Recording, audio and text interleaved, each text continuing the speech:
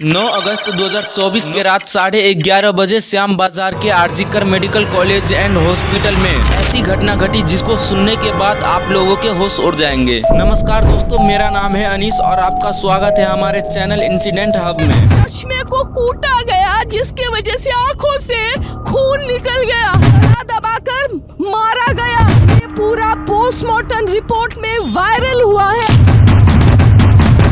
Momita Debnath 31 year old post graduate trainee जिसका जन्म 1993 में कोलकाता वेस्ट बंगाल में हुआ था। मोमिता के माता पिता ने बड़ी मेहनत करके उसे कोलकाता के आरजीकर मेडिकल कॉलेज में एडमिशन दिलवाया। उसके पिता एक दर्जी थे जो कि कपड़े सिलने का काम करते हैं। 9 अगस्त को कंटिन्यू काम करने के बाद जब वो सेमिनार हॉल में रेस्ट करने गई तो वहाँ उसे अकेला पाकर कुछ लोगों ने उसका बहुत ही क्रूरता से रेप करके उसे मार दिया। अगले दिन मोमिता की dead body in naked condition और उसके फेस के साथ पूरी बॉडी से ब्लड ही ब्लड आ रहे थे, इंक्लूडिंग हेयर, प्राइवेट पार्ट्स, और उसकी बॉडी सेमिनार हॉल में मिली। अब सोचो तुम्हें क्या बीती होगी उस बाप पर जब उसने अपनी बेटी को इस हालत में देखा होगा। दिन रात मेहनत करके बेचारे उस बाप ने अपनी बेटी को पढ़ाया लिखाया ताकि वह उनका सहारा बन सके, मगर कुछ लोगों के हवस और हैवानियत ने उसकी यह हालत कर दी। दुख की बात तो यह है कि इस मामले पर ध्यान ही नहीं गया जब तक कोलकाता के डॉक्टर एंड स्टूडेंट ने प्रोटेस्ट नहीं करा।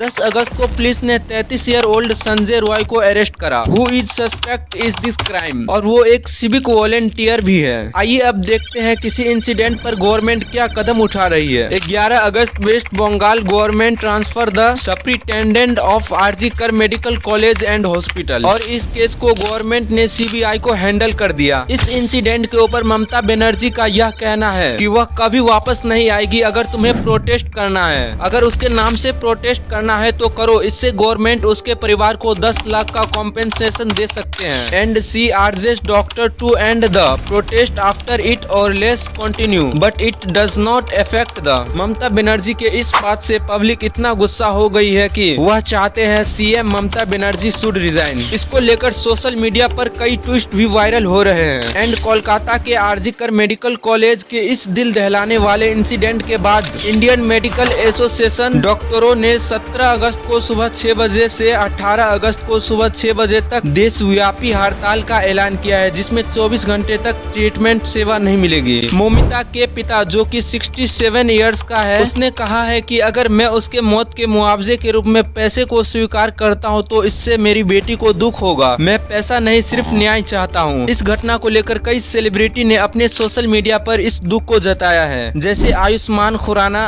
अनुपम Kher, Kareena Kapoor, Kangana Rawat and so on. पूरे देश इस घटना से जुड़ चुका है। हर कोई अपने सोशल मीडिया पर यही पोस्ट कर रहा है कि उसे न्याय चाहिए। हर जगह प्रोटेस्ट चल रहा है इन ओवर द कंट्री। अब यह एक नेशनल इशू बन गया है, वैसे ही जैसे निर्भया केस बना था। वैसे लोग कहते हैं ना कि समंदर में कुछ खराब मछलियां भी होती है जो पूरे समंदर को मैला कर देती है, वैसे ही कुछ लोग ऐसे भी है जो सिर्फ यह कह रहे हैं कि हमारे स्टोरी या पोस्ट डालने से क्या ही होगा। तो उनसे मैं बस इतना कहना चाहता हूँ कि होगा। एक पोस्ट, एक स्टोरी सोशल मीडिया पर बहुत मायने रखती है दोस्तों। So please do share this things ताकि ज्यादा से ज्यादा लोग इससे जुड़ सके। और यही फिर कुछ हैवान भी आते हैं जो ट्वीट करते हैं कि वह इतनी भी खूबसूरत नहीं थी जिसको 10 लोगों ने रेप करा। ऐसा बोलने से पहले उसको अपनी माँ या बहन का ख्याल क्यों नहीं आया। अब हम बात करते हैं आरजीकर मेडिकल कॉलेज की। आखिर क्या हो रहा है उस कॉलेज में। इस केस से पहले भी इस कॉलेज में कई घटनाएं घट चुकी है, जैसे कि ड्रग्स केस,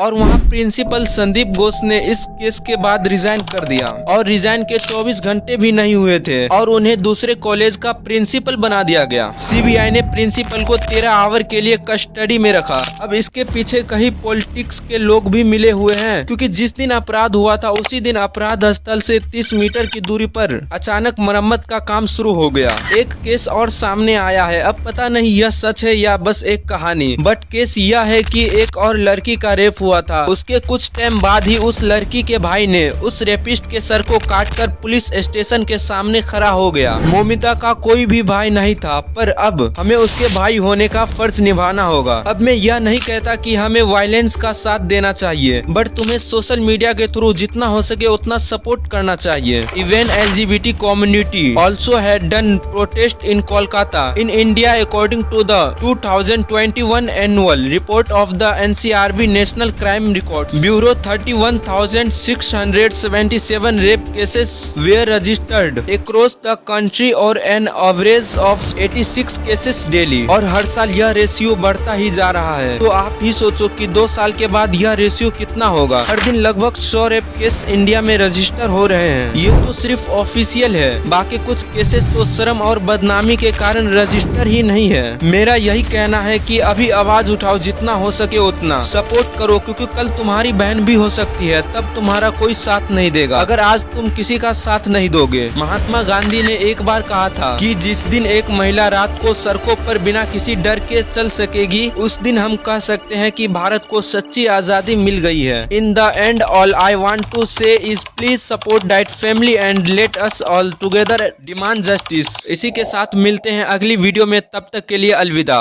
और हाँ, चैनल पर नए हो तो चैनल को सब्सक्राइब कर लो।